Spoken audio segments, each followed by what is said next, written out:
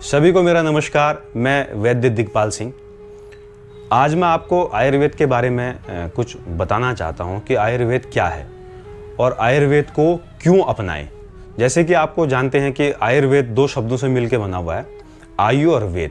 यानी कि वेदों का मतलब होता है ज्ञान, यानी कि मनुष्य के आयु का ज्ञान उसके अंदर पूरा भरा पड़ा है आयुर्वेद के अंदर, कि आप उसमें कैसे खुद से ही ठीक हो सकते हो। आपको किसी डॉक्टर की ज़रूरत नहीं है। एलोपैथ में आप अपने रसोई से ही आप अपनी चिकित्सा खुद कर सकते हो, क्योंकि हमारे रसोई के अंदर जितनी भी चीज़ें होती हैं वो अपने आप में एक औषधि है, दिव्य औषधि है। हम उसका प्रयोग कैसे करें, हमें उसके प्रयोग के बारे में आना चाहिए कि हम उन चीज़ों का प्रयोग कैसे करें जो हमारी रसोई में जो चीज़ें रखी हुई हैं।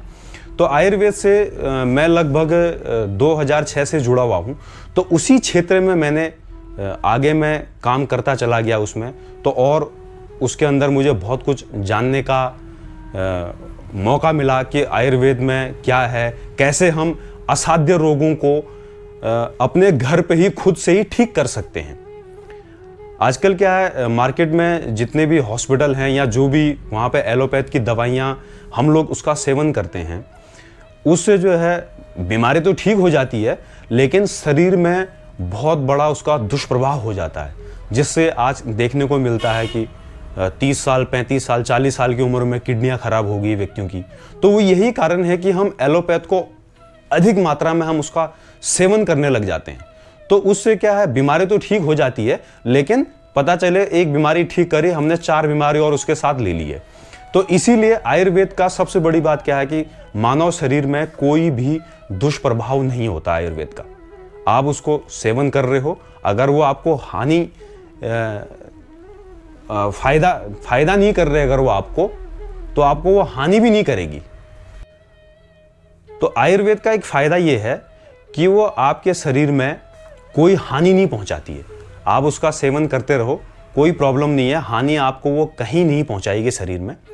तो आयुर्वेद अपनाने से जो है, जैसे मैं आपको अभी थोड़ी देर पहले बता रहा था कि शरीर में बहुत सारे दुष्प्रभाव हो जाते हैं, तो आयुर्वेद से वो दुष्प्रभाव मानव शरीर में होते नहीं। आयुर्वेद का उद्देश्य जो है वो बीमारी को ठीक करना तो है ही, लेकिन उसका मुख्य उद्देश्य ये है कि बीमारी क्यों हो रही है। जब तक हम क्यों का इलाज नहीं करेंगे तब तक वो बीमारी ठीक हो ही नहीं सकती। जैसे आजकल क्या है, बहुत सारे जो चिकित्सा चलती है लोगों की, वो बीमारी को ठीक कर देते हैं, लेकिन पता चले बीमारी आज तो ठीक होगी, 1 साल 2 साल 3 साल के बाद फिर वही बीमारी और विकराल रूप लेके, उसका बड़ा रूप लेके सामने आ गई है। तो आयुर्वेद का उद्देश्य ये है कि वो बीमारी क्यों हो रही है, बीमारी के साथ साथ उस क्यों को भी वो खत्म करती है। जब तक वो क्यों खत्म नहीं होगा तब तक जो है वो प्रॉब्लम आपके साथ आती रहेगी। हो सकता है 6 महीने 1 साल के लिए आप ठीक हो, दोबारा फिर वही प्रॉब्लम दोबारा आपको शुरू हो जाएगी, क्योंकि बीमारी क्यों हो रही है, वो क्यों अब भी आपके शरीर में बरकरार है। तो उद्देश्य ये होना चाहिए कि बीमारी क्यों हो रही है, वो क्यों का इलाज हो जाए। आयुर्वेद वही करता है। आयुर्वेद सबसे पहले बीमारी क्यों हो रही है उस क्यों को ही ठीक करता है। जैसे मेरे पास बहुत सारे रोगी आते हैं, या देखता हूं मैं कि जो बोला हमें कोई प्रॉब्लम हो गई थी, 2 साल पहले हमने उसको ठीक किया, लेकिन 2 साल तक तो कोई दिक्कत नहीं हुई, लेकिन तीसरे साल फिर वही प्रॉब्लम दोबारा शुरू होगी। तो इसका मतलब ये है कि 2 साल पहले वो बीमारी ठीक हो गई थी, लेकिन वो बीमारी क्यों हो रही है, वो क्यों ठीक नहीं हुआ था। आयुर्वेद में थोड़ा सा समय तो लगता है, लेकिन बीमारी आपकी जड़ से खत्म हो जाती है। थोड़ा सा लंबे समय तक उसका उपयोग करना पड़ता है और शरीर में कोई दुष्प्रभाव नहीं है, ये मैं आपको पहले भी बता चुका हूं। तो इसीलिए हमारा सबसे पहले प्रयास यही होना चाहिए, अगर हमें कोई प्रॉब्लम है शारीरिक, तो सबसे पहले हम आयुर्वेद का उपयोग करें।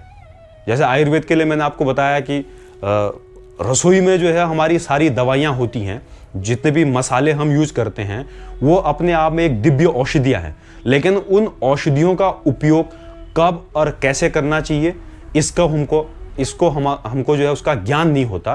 तो पहले वो जानना पड़ेगा गृहिणियों को या जो भी घर पे हैं कि इन मसालों का हम कैसे उपयोग करें, किस टाइम करना चाहिए।